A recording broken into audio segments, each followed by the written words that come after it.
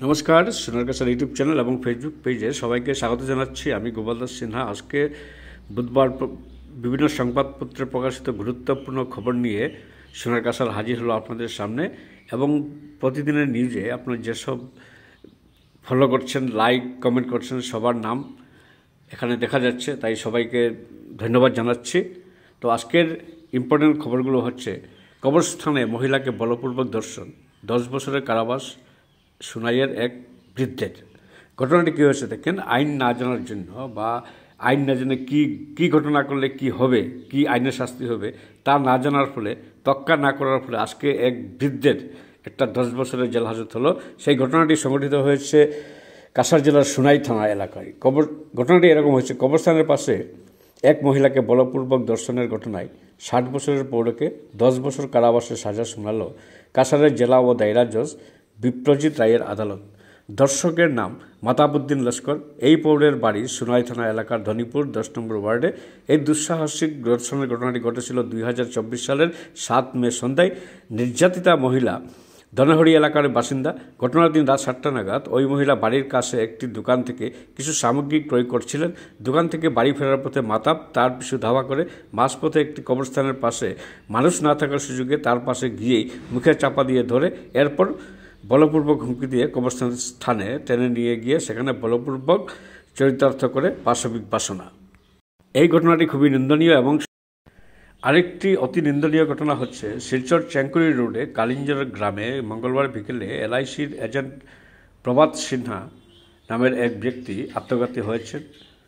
এই সমাজবিরোধীমূলক এই ঘটনায় এলাকায় চাঞ্চল্য সৃষ্টি হয়েছে। পুলিশ মৃতদেহ উদ্ধার করে মেডিকেল নিয়ে যায়। ময়নাতদন্ত হবে। আত্মঘাতীর কারণ বের করতে পুলিশ তদন্ত শুরু করবে।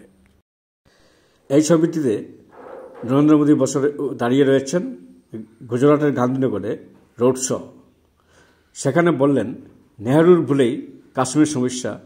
1947 সালে যে মুজাহিদিনরা কাশ্মীরে ঢুকে পড়েছিল, তখনই তাদের নিকেশ করা হলে আজকের পরিস্থিতি তৈরি হতো না বলে নরেন্দ্র মোদী জানালেন।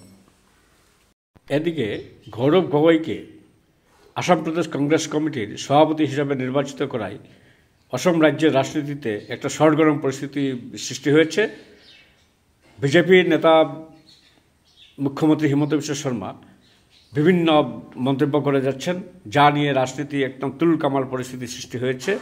এবং এক্ষেত্রে গৌরব গগৈ সভাপতি হওয়ার পর থেকেই কোথাও পটকা, কোথাও বিহু নেচে আনন্দ প্রকাশ করা হচ্ছে, কোথাও মিছিল বের করা হচ্ছে, কোথাও পটকা ফাটানো হচ্ছে। বিভিন্ন জেলায়, শিলচর সহ করিমগঞ্জ, সাইলাকান্দি, বিভিন্ন জেলাতেও কংগ্রেস সভাপতি হিসাবে তরুণ গগৈ পুত্রের অভিষেকে উৎফুল্ল কংগ্রেস শিবির। 26 বিধানসভা ভোটের আগে যেন নতুন করে প্রাণ পেয়েছে কংগ্রেস।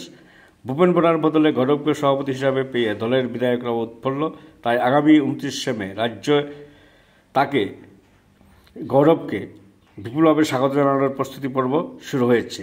এবং গৌরব গগৈকে 26 নির্বাচনে মুখ্যমন্ত্রী হিসাবে প্রজেক্ট করে সবে ময়দানে নেমে পড়েছে, তার ইঙ্গিত পাওয়া যাচ্ছে। গৌরব গগৈ এপিসিসি সভাপতি হওয়ার পর থেকে রাজ্যের মুখ্যমন্ত্রী হিমন্ত বিশ্ব শর্মা বিভিন্ন মন্তব্য করেছেন। তার একটি প্রমাণ হচ্ছে, তিনি বলেছেন পদ যাবে, আগেই বলেছেন মুখ্যমন্ত্রী। এক্ষেত্রে ভূপেন বোরা কি বলেছেন শুনুন। ভূপেন বোরাকে যে প্রদেশ কংগ্রেসের সভাপতির পদ থেকে সরানো হবে, মুখ্যমন্ত্রী সেটা আগেই জানতেন। কয়েক মাস আগে একই বিমানে দিল্লি থেকে গুয়াহাটি আসার পথে তিনি, অর্থাৎ হিমন্ত বিশ্ব শর্মা ভূপেনকে বলেছিলেন, এপ্রিল মে মাসে সভাপতির পদ থেকে সরানো হবে তোমাকে। এই কথা নিয়ে ভূপেন বোরা সাংবাদিক সম্মেলন করে কি বলেছেন, মঙ্গলবার বিকেলে নিজের বাসভবনে সাংবাদিক সম্মেলনে ভূপেন বোরা বলেছেন, মুখ্যমন্ত্রী যা বলেছেন সেটা নয়। প্রদেশ কংগ্রেসের সভাপতি হলে ভালো, অপসারণ করলে খারাপ, এই দৃষ্টিভঙ্গি নেই আমার। আসলে দিল্লি থেকে আসতে বিমানে দেখা হয়েছিল হিমন্ত বিশ্ব শর্মার সঙ্গে। তিনি আমাকে বলেন, তোমার কি এমন শক্তি রয়েছে যে বিজেপিকে ক্ষমতা থেকে উৎখাত করার কথা বলছো? আমি, অর্থাৎ ভূপেন বোরা জবাব দিয়েছেন, আপনার বিরুদ্ধে জনগণের যে ক্ষোভ রয়েছে সেটাকে ভোটে রূপান্তর করে বিজেপিকে ক্ষমতা থেকে উৎখাত করব আমরা।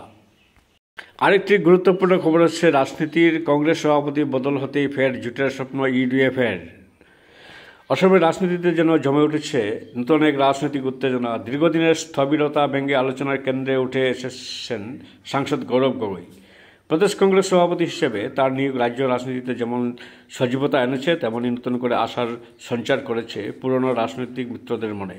তারই প্রমাণ মিলল এআইডিএফ প্রধান বদরুদ্দিন আজমলের একান্ত সাক্ষাৎকারে। সেখানে তিনি তুলে ধরেছেন ভবিষ্যতের সম্ভাব্য জোট, কংগ্রেসের নূতন নেতৃত্ব ও বিজেপি বিরোধী লড়াইয়ের দিক নির্দেশনা।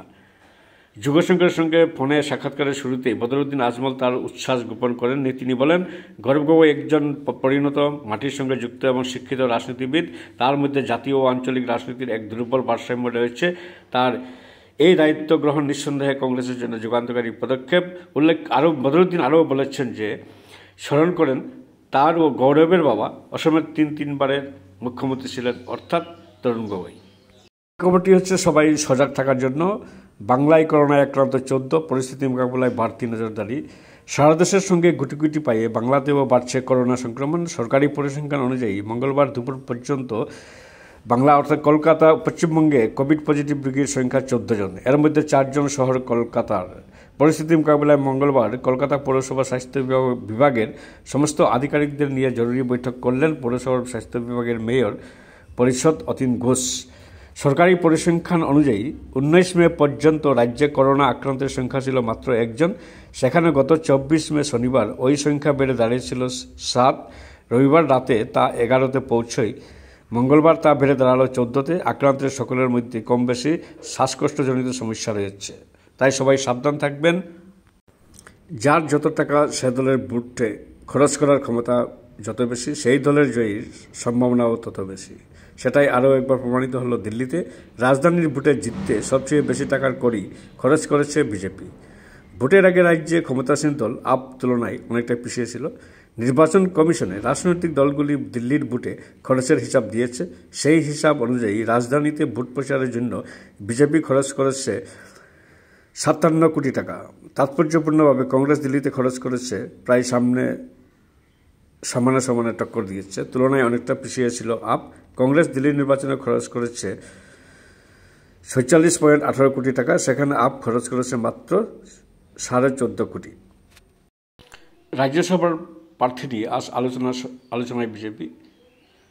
গুয়াহাটিতে রাজ্যসভার 2 আসনে কারা প্রার্থী হবেন এ নিয়ে আগামীকাল আলোচনায় বসছে বিজেপি। মঙ্গলবার একথা জানিয়েছেন দিলীপ শইকিয়া। রাজ্য বিজেপি সভাপতি বলেন, শরিকদের সঙ্গে আলোচনা করেই সিদ্ধান্ত নেওয়া হবে।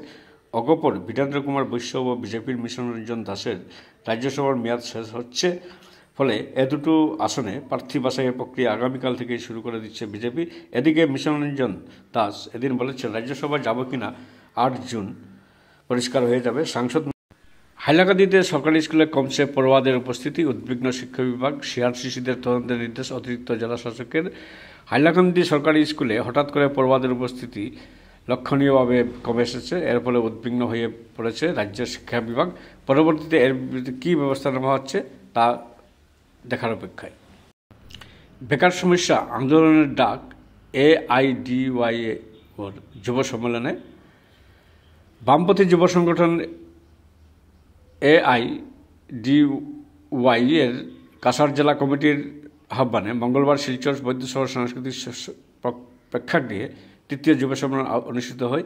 এখানে অসম রাজ্যে বেকার সমস্যা নিয়ে বিস্তারিত আলোচনা করা হয় এবং বেকার সমস্যার সমাধানে এক বৃহত্তর আন্দোলন গড়ে তোলার ডাক দেওয়া হয়।